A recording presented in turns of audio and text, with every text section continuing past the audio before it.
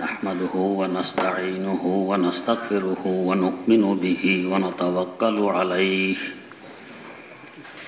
ونعوذ بالله من شرور أنفسنا ومن سيئات أعمالنا من يهده الله فلا مضل له ومن يضلله فلا هادي له ونشهد أن لا إله إلا الله وحده لا شريك له ونشهد أن سيدنا ونبينا ومولانا محمدا عبده ورسوله أرسله بالحق بشيرا ونذيرا وداعيا إلى الله بإذنه وسراجا منيرا صلى الله تعالى عليه وعلى آله وأصحابه وسلم تسليما كثيرا كثيرا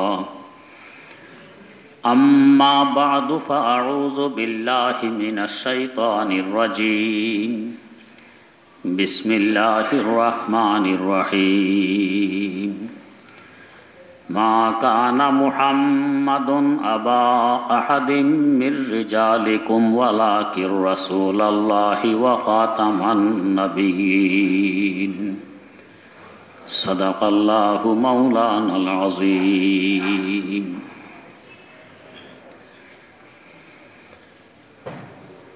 কথা চলছিল বর্তমান বিশ্ব পরিস্থিতি নিয়ে। সর্বত্র অশান্তি বিরাজমান, জুলুম অত্যাচার অন্যায় অপরাধ জায়গায় জায়গায়, প্রতিকার প্রতিবাদের জন্য কেউ নেই। এর থেকে নিষ্কৃতির কি পন্থা, কি উপায়? বলা হয়েছিল গুরুত্বপূর্ণ পন্থা আর উপায় হলো আল্লাহ রাব্বুল আলামিনের আনুগত্যতা স্বীকার করা, তাকে বিশ্বাস করে তার আনুগত্যতা স্বীকার করলে তার ওয়াদা আছে ওয়া আনতুমুল আ'লাউন, তোমরাই জয়ী হবে।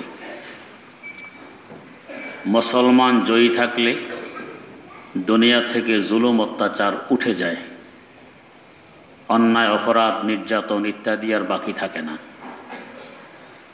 যেহেতু এদের সামনে সবসময় একটি ফিকির আর চিন্তা থাকে যে আমাকে কাল কিয়ামতের মাঠে আসামির কাঠগড়ায় দাঁড়াইয়ে আল্লাহ রাব্বুল আলামিনের সামনে সব কিছুর হিসাব দিতে হবে, এই ভয়ে এই আতঙ্কে মুসলমান অন্যায় অপরাধ করে না। হযরত রাসূল আকরাম সাল্লাল্লাহু আলাইহি ওয়াসাল্লামের আবির্ভাব কালে দুনিয়ার অবস্থা মারাত্মকতম ছিল। জুলুম অত্যাচার অন্যায় অপরাধকে মনে হয় যেন অন্যায় অপরাধ মনেই করা হয় না। যার জোর সে জালেম, আর যার জোর নেই দুর্বল সে মজলুম হয়েই থাকত। রাসূল আকরাম সাল্লাল্লাহু আলাইহি ওয়াসাল্লামের আবির্ভাবের পর জুলুম অত্যাচার মিটে যায়, ইনসাফ প্রতিষ্ঠা লাভ করে। তার আবির্ভাবকে বলা হয় মিলাদ। আমাদের দেশে যেরকম মিলাদ মাহফিল হয়, মিলাদ মানে জন্ম, মিলাদ মাহফিল আমাদের দেশের পারিভাষিক অর্থের অর্থ দাঁড়ায় জন্ম বৃত্তান্ত। আমার আপনার জন্ম নয়, শাহেদু আলম রাসূল আকরাম সাল্লাল্লাহু আলাইহি ওয়াসাল্লামের জন্ম বৃত্তান্ত। তার জন্মকালকে আমরা সাধারণত মিলাদ বলি, একে লক্ষ্য করে মিলাদ মাহফিল অনুষ্ঠান করি। তার মিলাদ বাস্তবে তিন প্রকারের মিলাদ। এক প্রকার তো যে মিলাদের কথা এখন বললাম, তার আবির্ভাব যখন ঘটে এ ধরায় তখন এক মিলাদ, এক জন্ম। এটাকে বলা হয় জাহেরি জন্ম, যে জন্ম আমরা দেখি। তার দেহ মোবারক জন্ম নিয়েছে এই সময়। দুই নম্বর মিলাদ নবুয়ত প্রাপ্তির দিন। এটা হলো তার কামালের মিলাদ, তার গুণ কীর্তন ইত্যাদি প্রকাশ হওয়ার মিলাদ। 3 নম্বর জন্ম, এ কামাল বিশ্ববাসীর কাছে তিনি ছড়িয়ে দেয়া যখন আরম্ভ করেছেন ওই দিন। 3টি মিলাদ। প্রথম মিলাদ, এটা জন্মগ্রহণ করার বিষয়। আমরা বলি হুজুর মিলাদ মাহফিল, একটু মিলাদ পড়েন। মিলাদ তো পড়ার জিনিস নয়। জন্মগ্রহণ পড়ে কিভাবে? জন্মগ্রহণ করে, এটা পড়ে না। আমাদের এই বলাটাই ভুল। এই বলা ভুলের ভিত্তি যে অনুষ্ঠানটাই ভুল, এই জন্য বলাও ভুল। ফার্সিতে একটি প্রবাদ আছে, জবানে খালক নক্তারা এ খোদা। মানুষের জবান আমার আল্লাহর মাইক। আল্লাহ পাক যেটা বলতে চান মানুষের জবানে কথাটি তুলে দেন, জবান দিয়ে কথাটি বেরিয়ে আসে। এই ভুলের কারণেই ভুল বেরিয়ে আসছে। মিলাদ পড়েন, জন্ম কোনো দিন পড়া যায় না, পড়ে বই পুস্তক, পড়ে কিতাব। মিলাদ পড়ে কিভাবে? মিলাদ তো এটা জন্ম গ্রহণ করে, পড়ে না। 2 নম্বর, মিলাদ মাহফিল আছে। জন্ম কি মাহফিল দিয়ে হয়? জন্ম হয় একা একা, মাহফিল হয় অনেকজনকে নিয়ে। তো জন্মগ্রহণ করে মায়ের পেট থেকে একা, এখানে মাহফিল নিয়ে হাজার হাজার মানুষ একসাথে মায়ের পেট থেকে বের হয়ে আসে না। মিলাদ মাহফিল, এই কথাটাও গলত। মিলাদ পড়েন বা মিলাদ পড়ি বা মিলাদ পড়াই, এটাও গলত। কারণ হইল জন্ম আলোচনার বিষয়, আলোচনা করা যায়, আমলের কোনো বিষয় এখানে নেই। যেমন রাসূল আকরাম সাল্লাল্লাহু আলাইহি ওয়াসাল্লামের জামাল হিসাবে যখন তিনি জন্মগ্রহণ করেন, প্রথম জন্ম 1970 খ্রিস্টাব্দে, চাই 12 রবিউল আউয়াল হোক আর চাই 8 রবিউল আউয়াল হোক, মতানৈক্য আছে। তাঁর এই জন্ম সম্পর্কে আলোচনা করা যায়, আলোচনা করা ভালো কাজ, খুশির বিষয়। দুনিয়ার মজলুমদেরকে নাজাত দেওয়ার জন্য তিনি আগমন ঘটেছে, তাঁর বড় খুশির বিষয়। কিন্তু এখানে আমলের কিছু নেই। যেমন তিনি অমুক তারিখে জন্মগ্রহণ করেছেন, এখানে আমার আমলের কি আছে? আমি কি আমার জন্মটা ওই তারিখে নিতে পারবো? আমার জন্ম তো হয়েই গেছে 1 তারিখ। উনি জন্মগ্রহণ করেছেন তখন নূর চমকেছিল, আমি কি পারবো আমার জন্মের সময় নূর চমকাইতে? আমার জন্ম তো হয়েই গেছে। ওনার জন্মের সময় ওনার আম্মা প্রসব ব্যথা অনুভব করেননি, তো আমার জন্মের সময় আমার আম্মা প্রসব ব্যথা অনুভব করছেন কি করেননি, তো অতীতে চলে গেছে। এখন তো আমার করার কিছু নেই। হুজুরের হাত মোবারক এমন ছিল, চোখ মোবারক এমন ছিল, নাক মোবারক এমন ছিল, কান মোবারক এমন ছিল, চুল মোবারক এমন ছিল, কদ কামাত এমন ছিল, শারীরিক গঠন এমন ছিল। এগুলো আলোচনার বিষয়, আমলের বিষয় নয়। আমি কি এখন পারবো আমার হাত ওইরকম বানাইতে, আমার চোখ ওইরকম বানাইতে, আমার চুল ওইরকম বানাইতে, আমার কদ কামাত ওইরকম বানাইতে, আমার দেহের রং ওইরকম করতে? সম্ভব নয়। এখানে আমলের কোনো সম্পর্ক নেই, এখানে সম্পর্ক শুধু আলোচনার। এবং এই আলোচনাটা উম্মতের জন্য বড় রহমতের কারণ, বরকতের জরিয়া। যেহেতু শাহেদু আলম সাল্লাল্লাহু আলাইহি ওয়াসাল্লামকে নিয়ে আলোচনা, রহমতের কারণ, বরকতের কারণ। এর পাশাপাশি এই উম্মতের ফখর আর গৌরবেরও কারণ। কারণ তার মতো এমন মহামানব আরেকজন তো জন্ম নেয়নি, নিবেও না। এমন সুন্দর মানুষ জন্ম নেয়নি, নিবেও না। কেমন সুন্দর! আল্লাহু আকবার। আল্লাহর এক ওলি তার সৌন্দর্যতা বর্ণনা করতে গিয়ে বলতেছেন, रहमत के लिए भेजा है अल्लाह ने तुझको, रहमत के लिए भेजा है अल्लाह ने तुझको, ऐ रहमत आलम नजर रहम इधर भी, फेंके हैं गोलावरों की तरफ बल के समर भी, आए अब्र करम बहर सखा कुछ तो इधर भी। को खालिक ने बनाया तुझे जैसा के था मंजूर, रुखसारो भी वैसा ही दिया कद भी कमर भी, रुखसारो भी वैसा ही दिया कद भी कमर भी।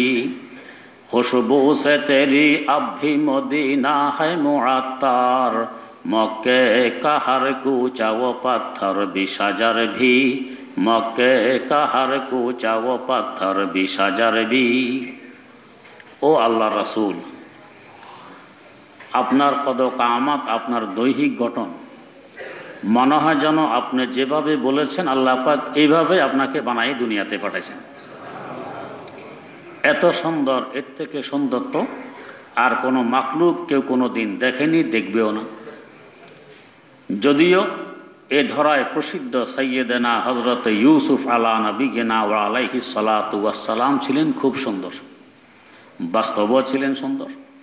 হাদিস শরীফও আছে আল্লাহ পাক পুরা সুন্দরকে অর্ধেক করে দুই ভাগ করে এক ভাগ একা রাসূল আকরাম সাল্লাল্লাহু আলাইহি ওয়াসাল্লামকে দিয়ে দিয়েছেন, ইউসুফ আলাইহিস সালামকে দিয়ে দিয়েছেন। তো চিন্তা করুন ইউসুফ আলাইহিস সালাম কত সুন্দর হবে, যার সুন্দরের কারণে জুলাইখার মিশরের বাদশার স্ত্রী জুলাইখা পর্যন্ত ইউসুফ তখন একজন গোলাম হিসাবে মিশরে পৌঁছছেন। গোলামের জন্য একজন রানী আসক্ত হওয়া তা সাধারণ কথা নয়।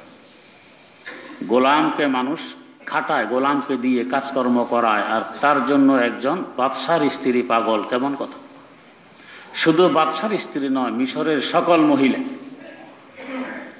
এই জন্যই তো মহিলারা চিন্তা করতেছে যে আমরা যতই চেষ্টা করি ইউসুফকে তো পাবো না, কারণ সে তো বাদশার গোলাম এবং বাদশার স্ত্রী তার জন্য পাগল। বাদশার স্ত্রী থেকে যদি ছুটে আনতে পারি তাহলে হয়তো আমরা কিছু ভাগ পাবো। এই লক্ষ্যে শুরু করছে বাদশার স্ত্রীর বদনামি, জুলাইখার বদনামি। হ্যাঁ, কেমন রানী, গোলামের জন্য পাগল, কোনো রুচিমুচি আছে? উদ্দেশ্য রানীর ইজ্জত নয়, উদ্দেশ্য হলো ইউসুফকে রানী থেকে ছুটে আনা, গোলামের জন্য পাগল। জুলাইখা বোঝে বড় বিচক্ষণ, এরা আমার বদনামি করে। আচ্ছা, এই গোলামের জন্য কেন পাগল এদেরকে দেখাই দিতে হবে। ওই দেখানোর লক্ষ্যে একদিন মিশরের সমস্ত নারীদেরকে দাওয়াত করছে। ইউসুফকে সাজায় গুজাইয়ে রেখে দিয়েছে এক কামরায়, যখন আমি বলবো তখন বেরিয়ে আসবে। ইউসুফ তো জানে না এখানে কি করতেছে। জুলাইখার সমস্ত নারীদেরকে দাওয়াত দিয়ে হাতে ফল দিল, ছুরি দিল, দিয়ে বলছে হ্যাঁ এবারে ফল কাটো আর খাও। এরা ফল কাটা শুরু করছে। এই সময় ইউসুফকে হুকুম দিল ইউসুফ বেরিয়ে আসো। ইউসুফ বেরিয়ে আসলো, সকল মহিলার নজর তার দিকে পড়ল। এখন এই যে ফল কাটার জন্য ছুরি বসাইছে ফলের নিচে তো হাত, ফল কাটা শেষ, হাত কাটা শেষ, নজর তো এখনো শেষ হয়নি। নজর আর দৃষ্টি ইউসুফ আলাইহিস সালামের দিকে পড়ে যাচ্ছে। হাত কাটছে না কি কাটছে এদিকে কোনো খবরে নেই। জুলাইখা বুঝাইলো দেখো এর গোলাম না কি এটা দেখার বিষয় নয়, নিজকে নিজে সামলানো কঠিন। এমন সুন্দর করে আল্লাহ পাক তাকে বানাইছেন। তার সৌন্দর্যতাকে সামনে রেখে আয়েশা সিদ্দিকা রাদিয়াল্লাহু তাআলা আনহা বলতেছেন এবং বাস্তব কথা বলতেছেন। তার ভাষায় লাওয়াহি জুলাইখা লাউ রাআইনা জাবিনাহু, লাওয়াহি জুলাইখা লাউ রাআইনা জাবিনাহু লা আসারনা বিকাতিল কুলুবি আলাল ইয়াদি, লা আসারনা বিকাতিল কুলুবি আলাল ইয়াদি। জুলাইখাকে যারা বুলা ভালা বলতেছিল, মন্দ বলতেছিল যে গোলামের জন্য পাগল, ওরাই যখন ইউসুফকে দেখলো তো ফল কাটার সাথে নিজের আঙ্গুলগুলোও কেটে ফেলছে, হাত কেটে ফেলছে। তো আল্লাহ বাঁচাইছে, দেখে নাই তারা আমার মাসুক আর আমার মাহবুবকে, আমার প্রেমাস্পদকে দেখে নেই। তো যদি এই অবস্থা আমার প্রেমাস্পদ মানে মুহাম্মদ মুস্তাফা সাল্লাল্লাহু আলাইহি ওয়াসাল্লামকে দেখতো তো হাতের পরিবর্তে কলিজা কেটে ফেলত।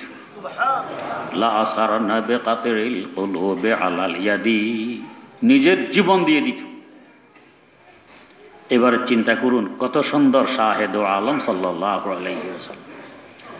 হযরতে আয়েশা সিদ্দিকা রাদিয়াল্লাহু তাআলা আনহা বলেন, লানা শামসুন ওয়ালিল আফাকে শামসুন ওয়া শামসি আফদালু শামসিস সামাই ফাইন্না শামসা তাতলাউ বা'দা ফাজরিন ওয়া শামসি তাতলাউ বা'দাল ইশাই ওয়া শামসি তাতলাউ বা'দাল ইশাই।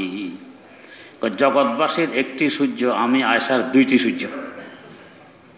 জগৎবাসীর সূর্য একটি, আমি আয়েশার সূর্য দুইটি। এটা আবার কেমন কথা? জগৎবাসীর সূর্য তো পূর্ব আকাশে উদিত হয়, আয়েশার সূর্য কি পশ্চিম আকাশে উদিত হয়? তো বলতেছেন তো সূর্য জগৎবাসীর একটি আর আমার দুইটি। আমার দ্বিতীয় সূর্য জগৎবাসীর সূর্য থেকে কোটি কোটি গুণ বেশি উত্তম, বেশি সুন্দর। সেটা কি সূর্য?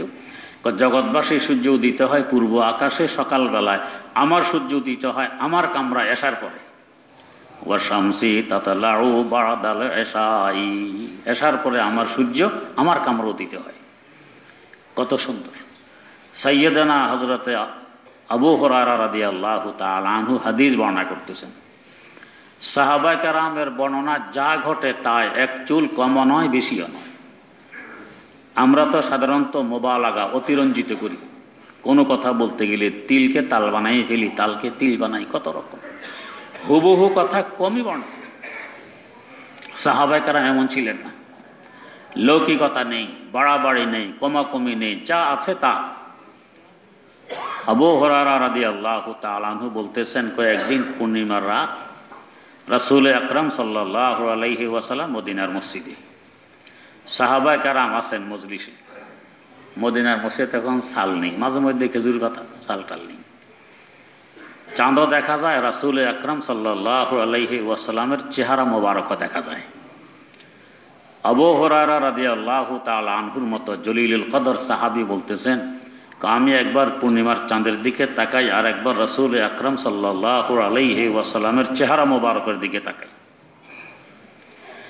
এরপরে আমি বড় আসানির সাথে সহজে সিদ্ধান্তে পৌঁছেছে যে চাঁদের থেকে আরো বেশি চমকিলা, আরো বেশি ঝকমক ঝকমক করতেছে রাসূল আকরাম সাল্লাল্লাহু আলাইহি ওয়াসাল্লামের চেহারা মোবারক। এত সুন্দর। সাধারণত মানুষ যেখানে থাকুক পূর্ণিমার চন্দ্র দেখলে দৃষ্টি ওইদিকে যায়, যতক্ষণ সম্ভব তাকাইয়া থাকে। আমি কয়েকদিন রাত্রে যখন মাহফিল করে আসা যাওয়া করি, তো গাড়ির জানালা দিয়ে চাঁদ দেখা গেলে ওই দিকে তাকাই থাকি, দেখতে সুন্দরই লাগে। কত সুন্দর একা একা, সে যেন আকাশে আমার সাথে হাসতেছে, সে যেন আমার দিকে তাকাইয়াছে, আমি তার দিকে তাকাইয়াছি, কত সুন্দর। তো ওই দিকে তাকাই থাকতে মনে চায়, আর আমার আল্লাহর কুদরত অন্তরের মধ্যে বদ্ধমূল হয় যে আমার আল্লাহর কুদরত তাকে ঝুলাইয়া রাখছে, কোনো খুঁটি নেই, খাম্বা নেই, সে ঘুরতেছে পৃথিবীর চতুর্দিক দিয়ে। হযরতে আবু হুরায়রা রাদিয়াল্লাহু তাআলা আনহু বলতেছেন, ওই সময় চাঁদের দিকে চেহারা আর আমাদের দৃষ্টি না গিয়ে রাসূল আকরাম সাল্লাল্লাহু আলাইহি ওয়াসাল্লামের চেহারা মোবারকের দিকে দৃষ্টি জমে থাকে, যে এটা চাঁদ থেকে আরো উজ্জ্বল, আরো সুন্দর।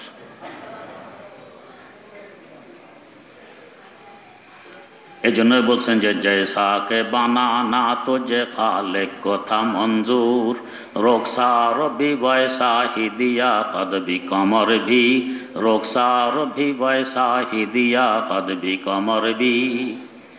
যেভাবে আল্লাহ পাক চাইছেন যে সবচেয়ে সুন্দর করে বানাবো, এভাবে বানাইছেন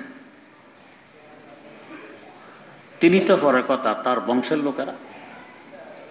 আমার দাদা ওস্তাদ শাইখুল আরব ওয়াল আজম সৈয়দ হুসাইন আহমদ মাদানী রাহিমাহুল্লাহ প্রতি রমজানে আমাদের সিলেটে এতেকাফ করতেন।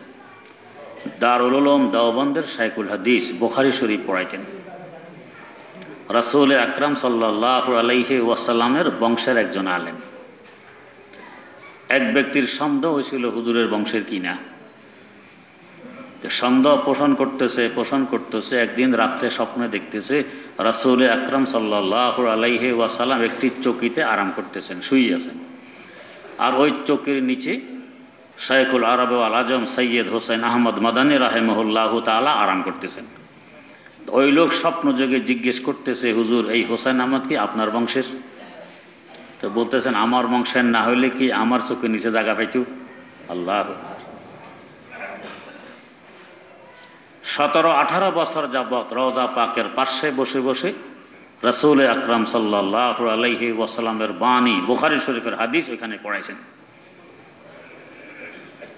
রমজানে এতেকাফে আসতেন।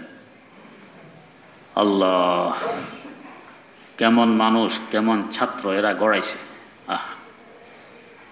এই দেশের বড় বড় মুহাদ্দিসিনে কেরাম তার ছাত্র, তার খলিফা।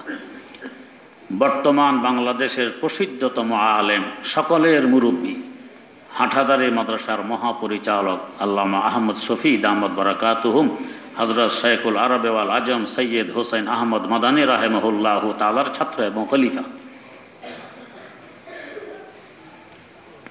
আল্লাহ, তার ছাত্র ছিলেন মুজাহিদে আজম আল্লামা শামসুল হক ফরিদপুরি রহমতুল্লাহ আলাইহি। হযরত ফরিদপুরি দেওবন্দ থেকে পাশ করার পর ওনার খেদমত হয় দিল্লি। খেদমত তো বুঝি না, বুঝি চাকরি, মাদ্রাসায় পড়ানো চাকরি নয়, এটা হলো খেদমত। ওজিফা দিবে মাসে 500 টাকা। ওজিফাও তো বুঝি না, বুঝি বেতন। মাদ্রাসায় পড়াইলে বেতন হয় না, ওজিফা হয়। মসজিদে ইমামত করলে আজান দিলে বেতন হয় না, ওজিফা হয়। বেতন ওজিফা এক জিনিস নয়। বেতন তো হয় বিনিময়। আমার সময় নির্ধারিত আছে, এই সময়ের ভিতরে আমি কাজ করব, অথবা কাজ নির্ধারণ করা আছে, এই কাজটা করতে হবে, এর বিনিময়ে এত টাকা দিবে। আমাদের কওমি মাদ্রাসায় সময় নির্ধারণ করা নাই, কাজও নির্দিষ্ট নেই। 24 ঘন্টায় আপনাকে এখানেই থাকতে হবে, এখানে আপনি শ্রম দিবেন। যে কোনো কাজ সামনে আসবে ওইটাই করা লাগবে। এই নয় যে এটা আমার দায়িত্ব নয়, ওইটা আমার দায়িত্ব নয়, এই বলার অবকাশ কওমি মাদ্রাসায় নেই, সবই আমার দায়িত্ব। এই জন্য এটা হইল খেদমত। খেদমতের বিনিময় হয় না। আমরা মানুষ, ফেরেশতা নই। এই জন্য পেট আছে, দুনিয়া আছে, তাই প্রয়োজন আছে, এই জন্য ওজিফা দিতে হয়, এটা বিনিময় নয়। আপনি আপনার পীর সাহেবের খেদমত করতেছেন, পীর সাহেব বেতন দিবে না? মনে চাইলে আপনাকে কিছু হাদিয়া দিল, না চাইলে নেই। আপনি কি বলবেন যে হুজুর ভোর রাত্রে পানি গরম করতে পারবো না, এটা 6 ঘন্টা ডিউটির বাইরে, আমার দ্বারা হবে না। আপনাকে খাদেম হিসাবে রাখবে না, তুমি যাও, সালাম। যখন যা প্রয়োজন তখন তা করবে, এই হলো খাদেম। কওমি মাদ্রাসা এটাই নিয়ম নীতি। এই জন্য এখনও এখানে আলহামদুলিল্লাহ সুন্নত জিন্দা আছে, দিন জিন্দা আছে, আকীদা, আমল, আখলাক সব কিছু এখনও যেরকম ছিল ইসলামের শুরু লগ্নে ওরকম এখনও আছে, খেদমতের বরকত। তো মুজাহিদে আজম আল্লামা শামসুল হক ফরিদপুরি রহমতুল্লাহ আলাইহি খেদমত হইল দিল্লি, মাসে দিবে 500 টাকা। পীর হাকিমুল উম্মত মুজাদ্দিদুল মিল্লত হযরত শাহ আশরাফ আলী থানভী রহমতুল্লাহ আলাইহি, আর ওস্তাদ শাইখুল আরব ওয়াল আজম সৈয়দ হোসেন আহমদ মাদানী রাহিমাহুল্লাহ। তো পীরের কাছে গিয়ে বললেন, হুজুর খেদমত তো এখানে হয়েছি ঠিক, কিন্তু আমার দেশ গুমরাহ, আমার দেশের মানুষ হেদায়েতের উপরে নেই, আলেম ওলামা নেই। মন চায় দেশে গিয়ে খেদমত করতে।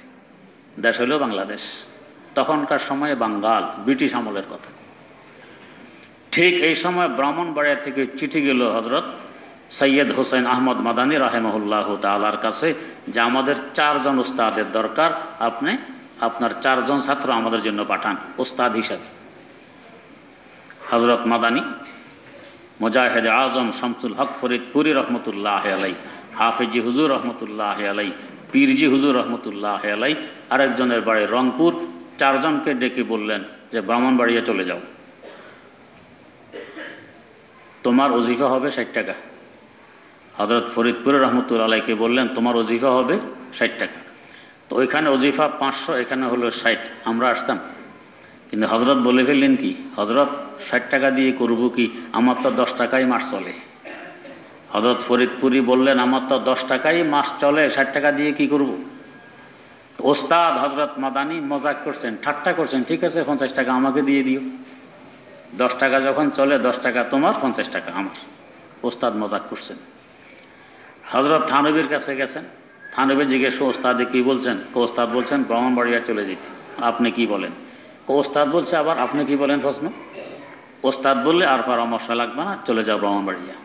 500 বাদ দিয়ে 60 টাকা ব্রাহ্মণবাড়িয়া আসছেন। হযরত মাদানী বছরে একবার সিলেটে আসতেন।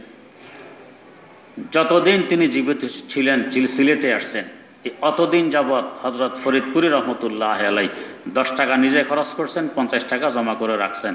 1 বছরে 600 টাকা জমা হইত। হযরত মাদানী সিলেটে এতেকাফে আসলে গোপালগঞ্জ থেকে সিলেট গিয়ে 600 টাকা হুজুরকে হাদিয়া দিয়ে চলে আসতো।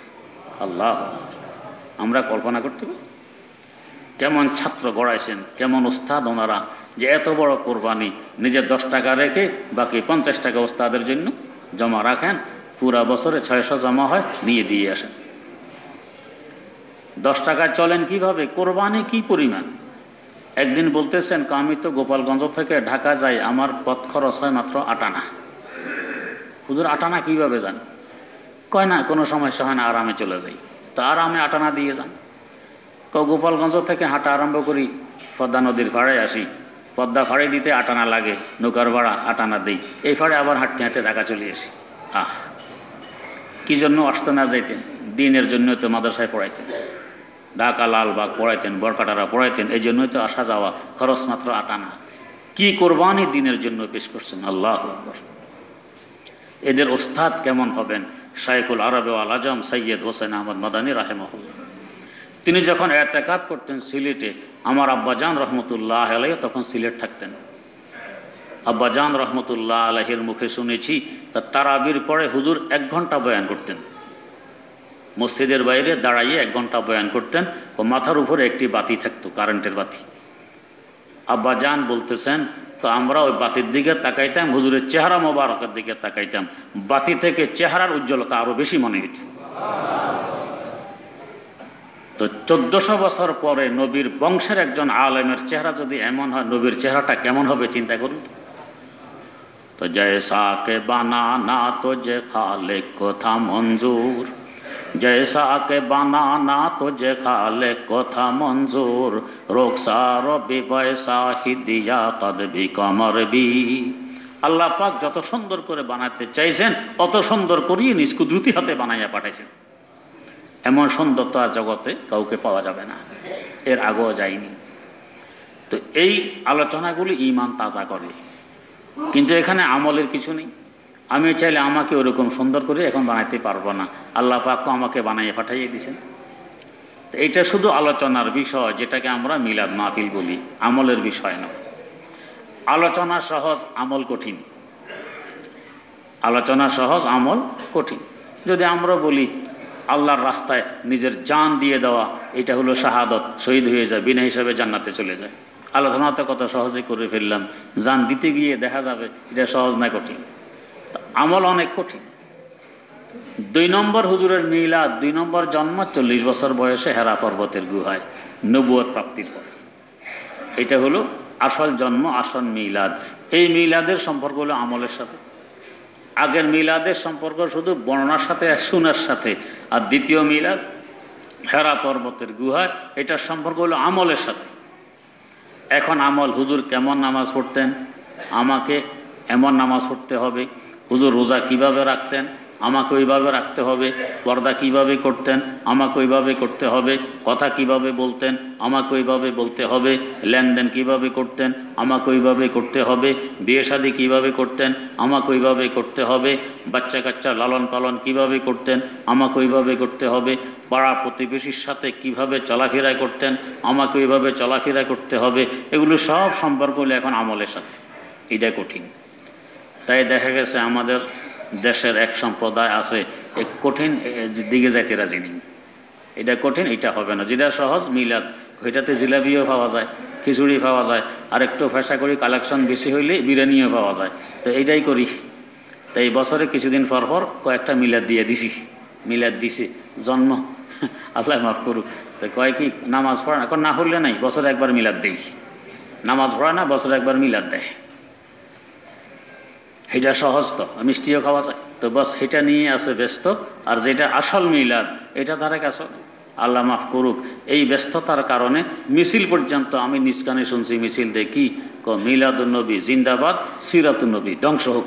আল্লাহ যেই সিরতের জন্য নবী দাঁত মোবারক শহীদ করছেন, মাথা ফাটাইছেন, রক্ত ঝরাইছেন, এটা ধ্বংস হোক। নবী ভুল করছে এই সিরত নিয়ে। জন্ম হইলে চলতো, আর কিছু লাগতো না। যেটা কাফেররা বলছিল যে তুমি এই সমস্ত দাবি দাওয়া করবা না, যা চাও দিব। বাদশাহী চাইলে বাদশাহী, সুন্দরী মেয়ে চাইলে সুন্দরী মেয়ে, সম্পদ চাইলে সম্পদের পাহাড় তোমার জন্য আমরা জমা করে দিব। তুমি এই সমস্ত এই তৌহিদ মূর্তি পূজার বিরুদ্ধে এ কথাবার্তা এগুলো বলো না। হুজুরে শোনেন নাই। তার মানে হুজুর বোঝেন নাই, শুনতেন বড় ভালো হইতো, তাহলে হেরাও জিলাপি আর মিষ্টি নিয়ে থাকতো, আমরা জিলাপি মিষ্টি নিয়ে থাকতাম। এই জন্য মিলাদুন্নবী জিন্দাবাদ, সিরাতুন্নবী ধ্বংস হোক, আল্লাহ মাফ করুক। ঈমানদারের পক্ষে এই ধরনের কথা সম্ভব নয়। তো রাসূল আকরাম সাল্লাল্লাহু আলাইহি ওয়াসাল্লামের মিলাদ সম্পর্কে কিছু কথাবার্তা, এরপরে আসল মিলাদ নিয়ে কিছু কথাবার্তা আসবে। তারপরে দেখব কিভাবে এই বিশ্ববাসী জুলুম অত্যাচার থেকে নাজাত পেয়েছে। আল্লাহ রাব্বুল আলামিন সহি বুঝার তৌফিক দান করুন। সুবহানাল্লাহি ওয়া বিহামদিহি, সুবহানাকাল্লাহুম্মা ওয়া বিহামদিক, আশহাদু আল্লা ইলাহা ইল্লা আনতা, আস্তাগফিরুকা ওয়া আতুবু ইলাইক।